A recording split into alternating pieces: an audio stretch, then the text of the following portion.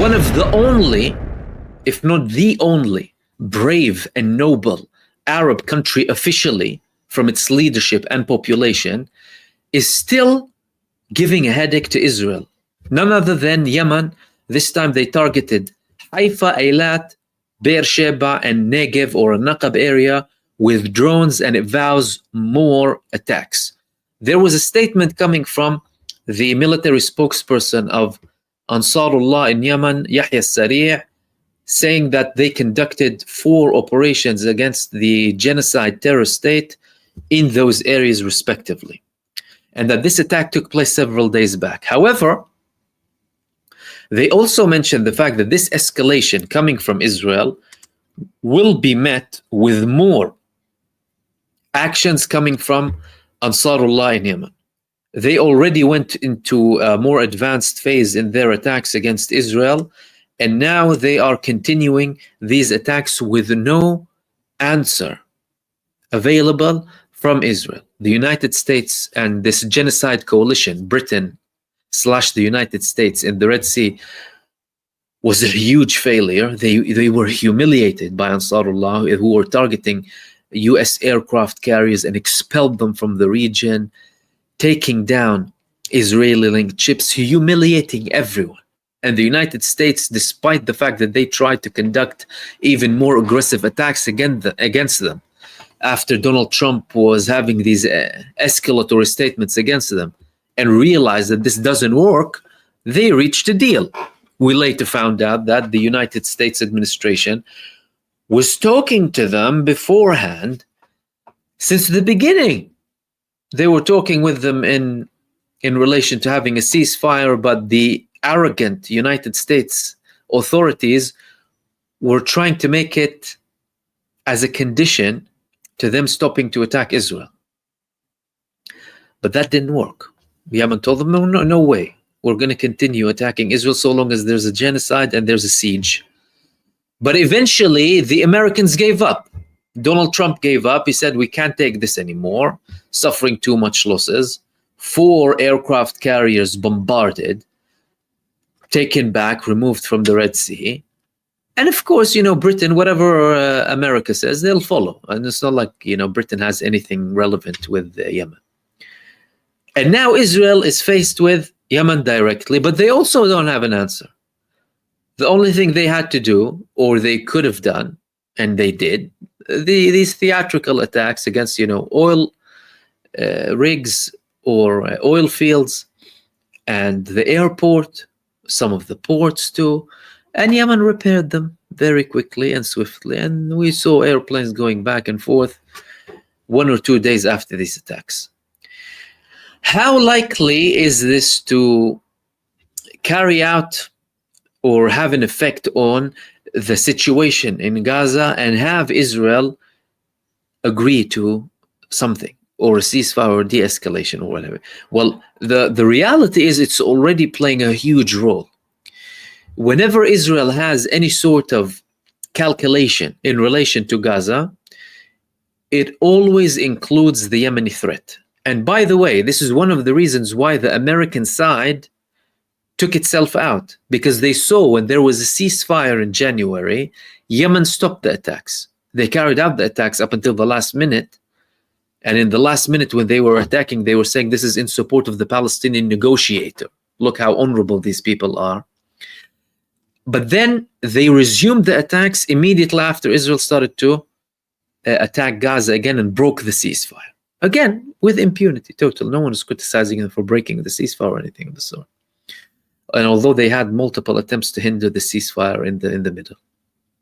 Total impunity from the United States and from many Western countries too. And pathetic lack of action from Arab countries.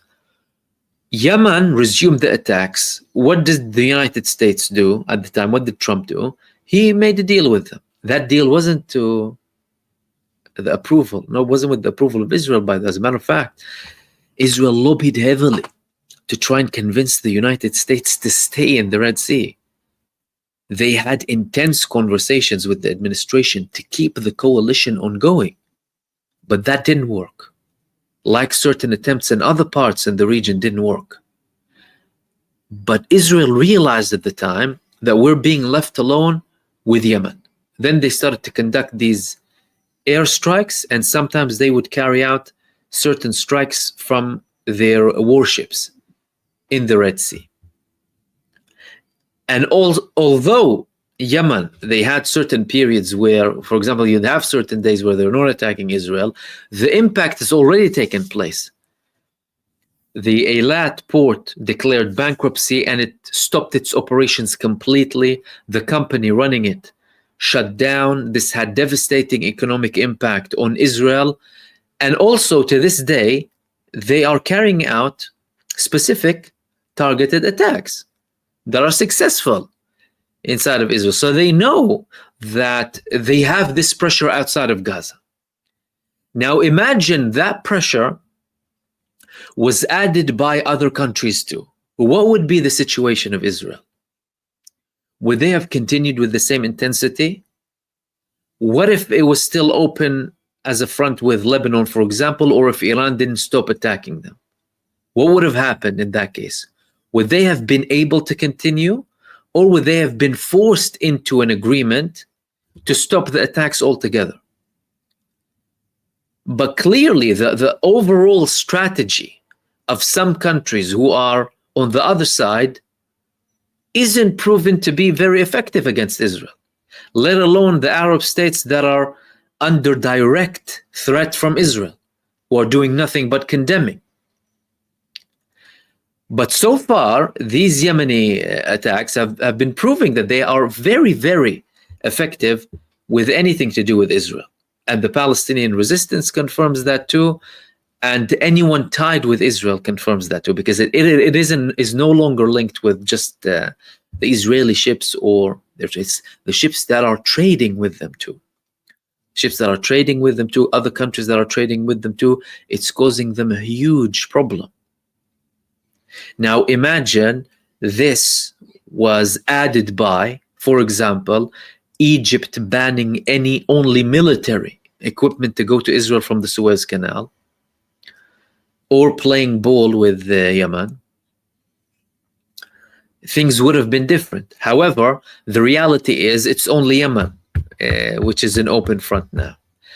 Add that to all of the escalating pressure and everything that's happening, and the fact that Israel is sending delegations now. This proves that the pressure is working. However, the people inside of the Gaza Strip are still suffering. There are reports that the aid is getting more intense, by the way. Like Egypt, there were reports from Egypt that 100 trucks went through the Karm Abu Salim crossing, which originate from Egypt. Again, more talks about Indonesia participating in other countries too, still not to the desired level.